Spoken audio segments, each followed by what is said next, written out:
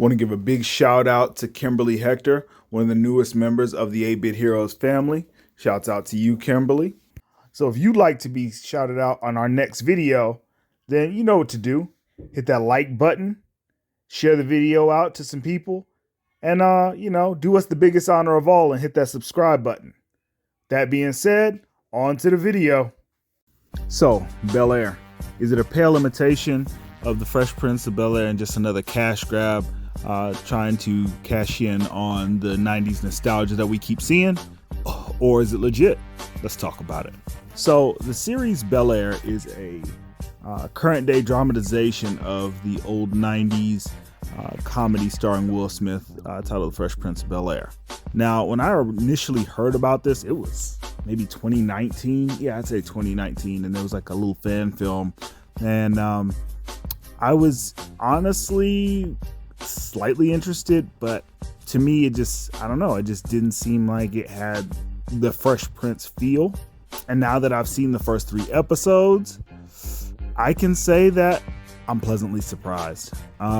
So this series does take a lot, and I do mean a lot of beats story-wise from the original Fresh Prince. There are a lot of callbacks, but it does so in a very respectful way while keeping its own identity as a modern day series. So let's talk about that for a second. So let's get into the main cast.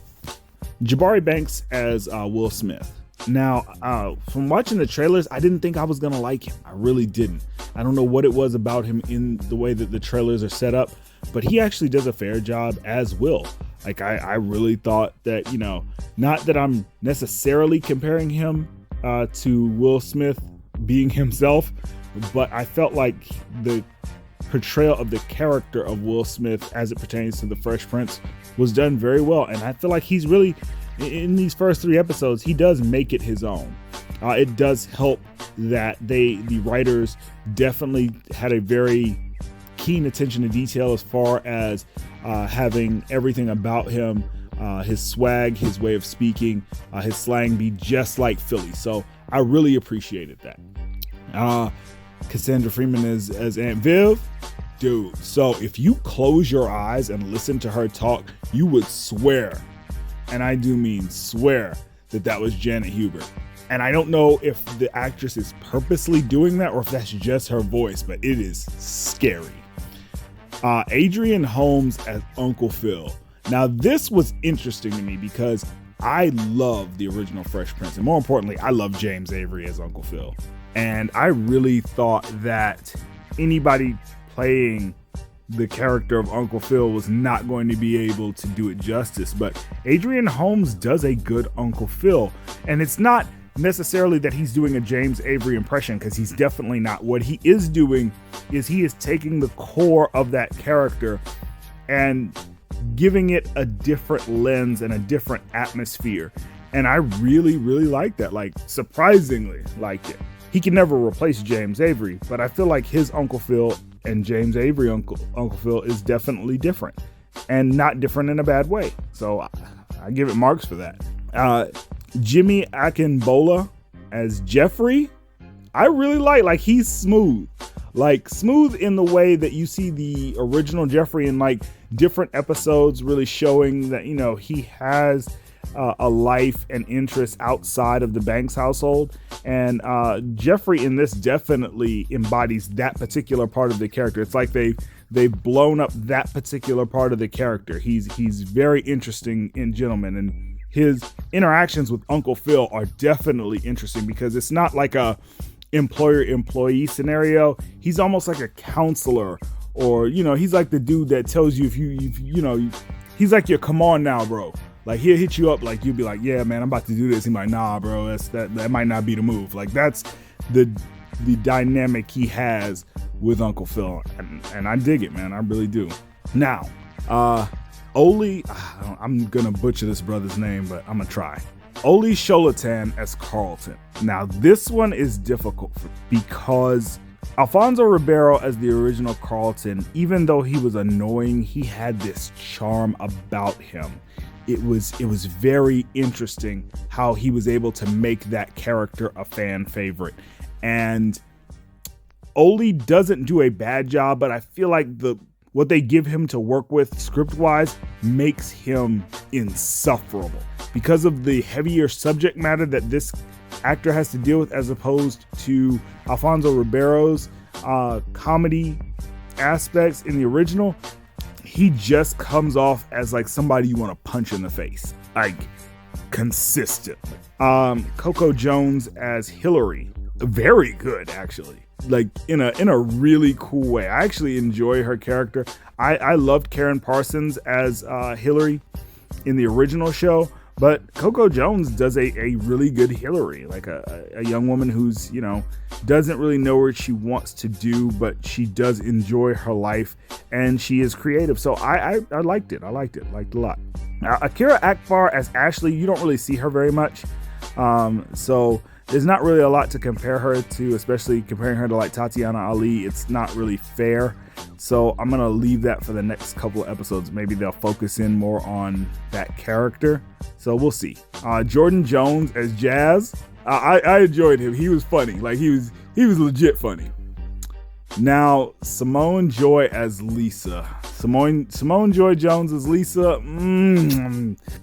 I hate to say, I'm not feeling it. It's a lot of different things. It's the dialogue that they give her doesn't really do her any favors. Her look is not consistent with the rest of the cast, and she just doesn't come off as really that memorable. It's like they're forcing it in a way, and her personality, not the actress herself, but the personality of the character, she doesn't take responsibility for her actions and the things that she does in a way, and it's I don't know what it is, but it's just very irritating, and she's not as likable as the original Lisa. Like she's just not as likable as Nia Long as Lisa. I'm sorry. But I mean, you know, you can't win them all. Now, how's the story? So this story definitely, especially in the first episode, it definitely zeroes in on the theme song and where Will comes from. So in the original, you don't really get to see a whole lot of what got him from Philly to LA. And in this, because it is a drama, they definitely spend a lot of time showing you what his life was like before he comes to Bel-Air. And I actually thought that was really cool. Like just really, really cool. You get to see more of his mother, more of his hood, and just everything like that. And they expound upon the Trey character, who was played by Don Cheadle in the original. So that was dope as well. So any fans of the original Fresh Prince, as soon as the name Trey comes up, you're automatically going to be like, yo. So, I mean, that was a real cool callback. Now, as far as the first episode goes, it was definitely great as far as being able to convey what this show is. And what it is basically, if you've seen like a show like The OC or shows like that, it's basically a teen drama set in that Fresh Prince universe, basically. And I actually liked it. Like the writing is done very well. One thing that's done very well is the interaction between characters, because you don't really get to see a lot of that in the original, because the format was a sitcom format. It's only about 24 minutes or so. So you're not really getting those hard-hitting conversations between certain characters. And, I thought that was interesting. I thought Will's entrance was a little bit more believable in this iteration than it was in the original, when Will shows up to the party at the bank's house, So I liked it. I definitely did. I think there's something here for people. Now, the other two episodes were also good. They definitely deal with some heavy subject matter, in particular with Carlton. So Carlton's got some stuff going on, like for real. And it is very interesting to see how that's being played out.